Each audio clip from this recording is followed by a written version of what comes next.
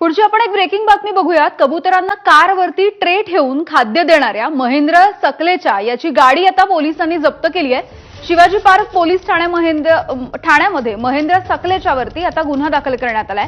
हायकोर्टाच्या नियमांचं उल्लंघन करणाऱ्या महेंद्र सकलेचा याच्यावरती पोलिसांनी ही कारवाई केलेली आहे। सूरज सावंत आमचे प्रतिनिधी आपल्याला माहिती देतील। सूरज,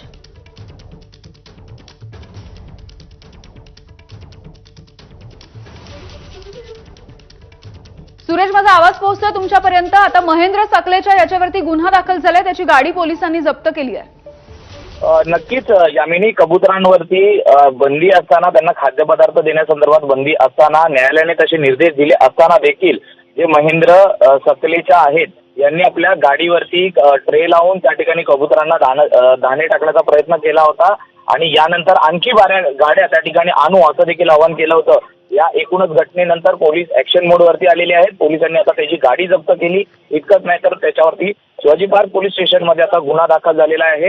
हायकोर्टाच्या नियमांचं उल्लंघन केल्या प्रकरणी पोलिसांनी ही संपूर्ण कारवाई केलेली आहे। त्यामुळे यापुढे जरी कुणी असा प्रयत्न केला तर त्याच्यावर देखील अशाच पद्धतीची कारवाई ही केली जाऊ शकते।